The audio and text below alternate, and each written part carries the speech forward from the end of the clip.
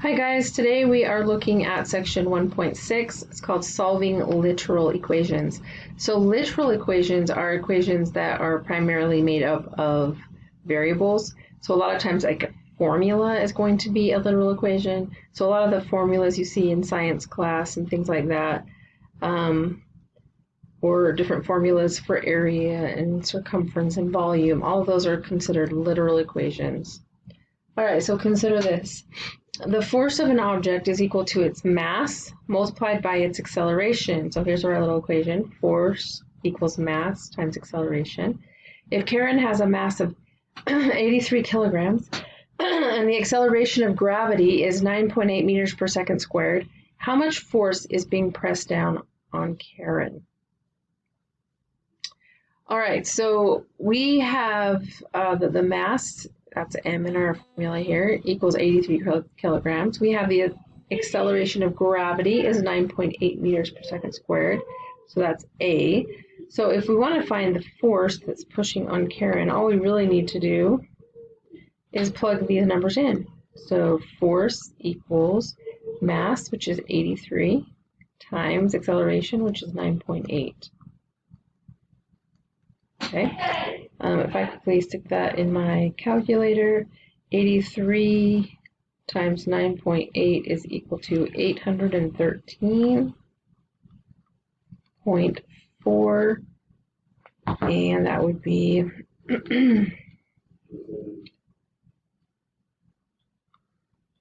force that is on pushing down on Karen.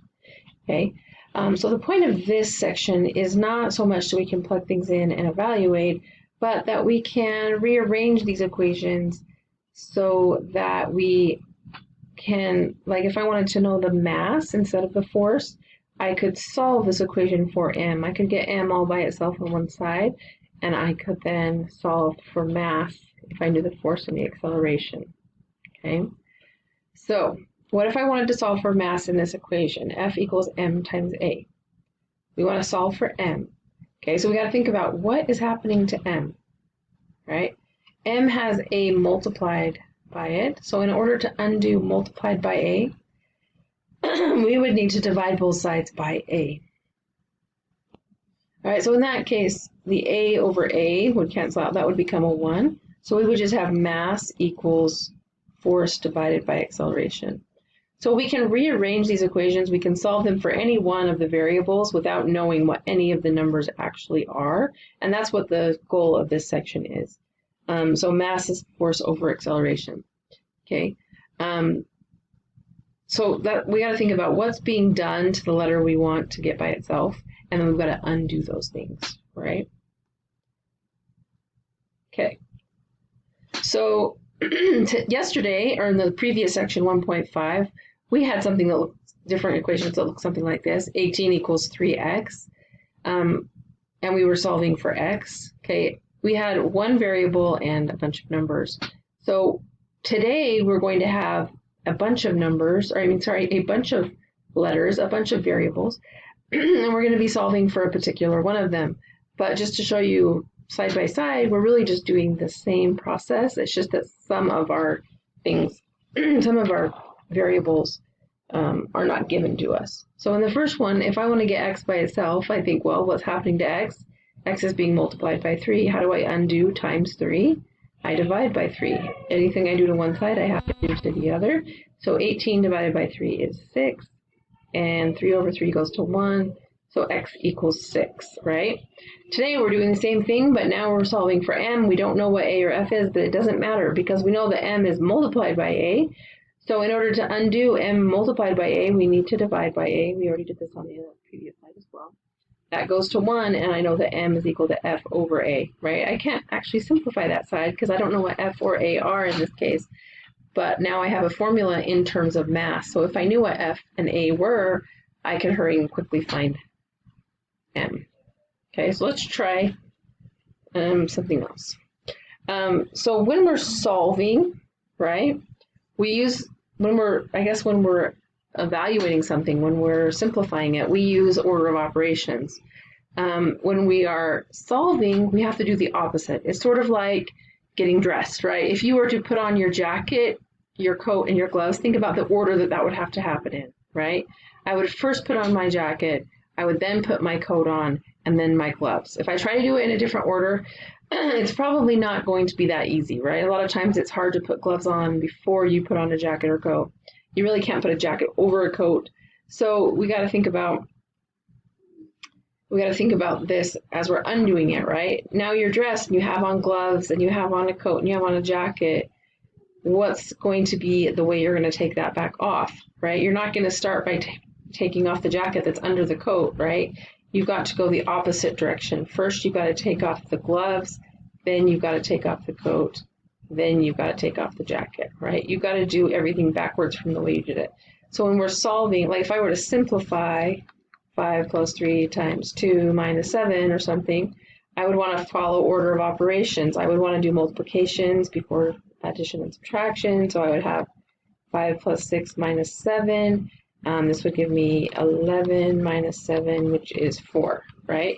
I'm going to do parentheses or things that are grouped together. I'm going to do exponents. I'm going to do multiplication and division, and then I'm going to do addition and subtraction. If I'm solving something, I'm trying to figure out what a variable equals and get it out of an equation and put it by itself on one side, I need to do the opposite. I need to start with addition and subtraction and then move to multiplication and division and exponents and groups, okay? So kind of have that in the back of your mind as we're going through this.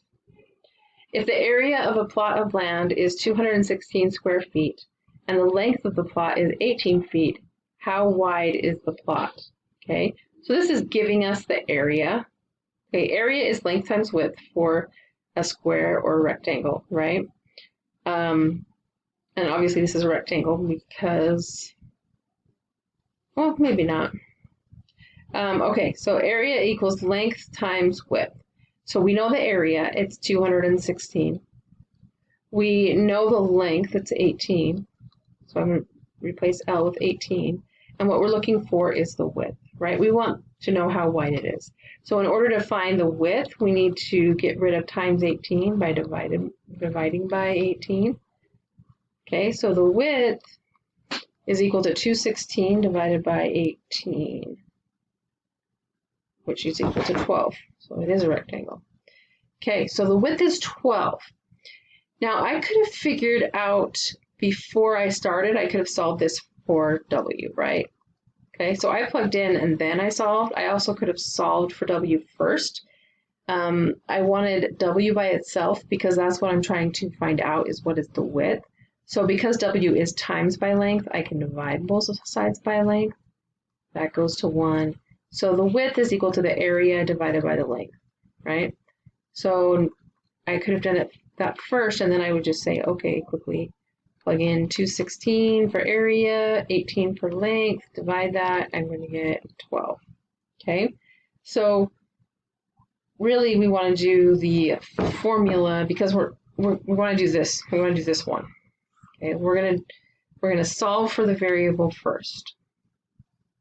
Okay, if the volume of a die is 3.5 cubic inches, what is the length of one of the sides? So volume, the formula for volume is equal to side times side times side for a cube, right? Or volume equals side cubed, right? If I multiply side times side, side times side, that's the same as side cubed. So here's my formula, V equals S cubed. This is in terms of volume. That means volume is the thing that's all by itself on one side. We want to get it in terms of side length. We want the side length to be what is all by itself on one side. So right now, the side length is cubed, so we have to undo cubed. We have to do the opposite of cubing. Well, the opposite of cubing is cube rooting. So I'm going to cube root this side, and I'm going to cube root this side. A cube root and a cube cancel each other out. So on this side, I'm just left with S, and on this side, I have the cube root of V. So in order to find the side length now, I can go ahead and plug in 3.5, and I'm going to take the cube root of it. So you can just put the cube root in your calculator. It might be a little bit different depending on which calculator you're using, but you should get 1.52 inches. Okay, so let's just talk about your calculator for a second.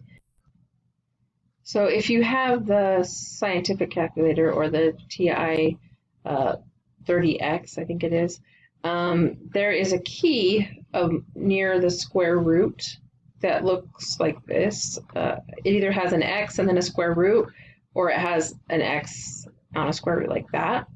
So what that's telling you is you can choose a different root besides a square root, like a cube root. So how you use that key is you're going to hit 3, and then I believe it's a second key, like I believe this is above another one. I don't have it in front of me, so I can't remember for totally sure, but I'm pretty sure you hit 3 because you're doing a cube root, and then you hit the second key because this is one of the little symbols above the key, not right on it. So you would then hit the second key, so 3, then the second key, and then you would hit that key.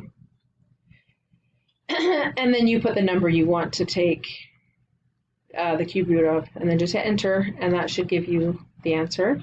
If you are on the TI-84 or the graphing calculator, you're going to hit the math key. And then if you look at it after you've hit the math key and you look at number 4 down after the math key, it looks like this.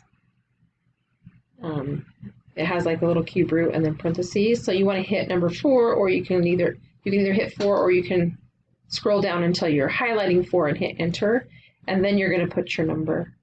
So I would just type in 3.5 and then close my parenthesis and hit enter, and it's going to give you the same thing.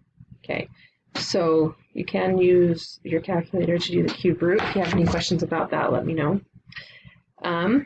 All right, so if the circumference of our classroom clock is 38 inches, what is its radius?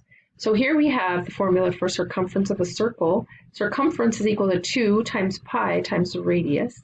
Now we want to know the radius, so we want to know r. So we're going to rearrange our equation so that we can solve for r, right? So right now, r is multiplied by two numbers. It's multiplied by 2, and it's also multiplied by pi. So we need to undo the multiply by 2 and the multiply by pi. So you can do one at a time, or you can do them both at the same time. Because r is being multiplied by both of them, we need to divide out this side by both of them so that they both go to 1. We also need to divide the other side by 2 over pi. So the circumference is equal to 2, the circumference over 2 pi is equal to the radius. Now I know that my circumference equals 38 inches. So now I'm going to go ahead and divide that by 2 pi.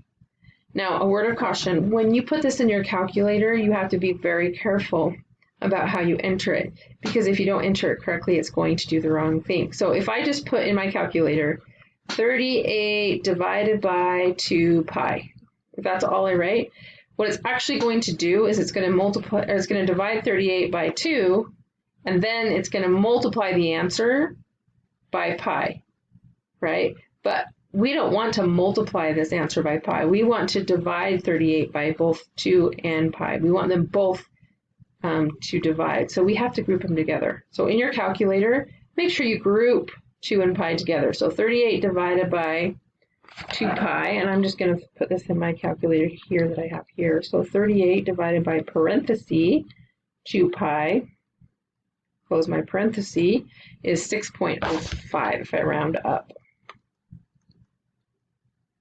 Okay, and it was in inches. 6.05 inches. So again, in your calculator, if you have more than one thing dividing a number, you have to group it together in order for yourself to get the correct answer. Okay, if I can get my slide to go. The formula for the volume of a cylinder is V equals pi r squared times height. So the volume, the radius, and the height. And remember, pi is 3.14, blah, blah, blah. So we want r by itself this time. So we're solving for r.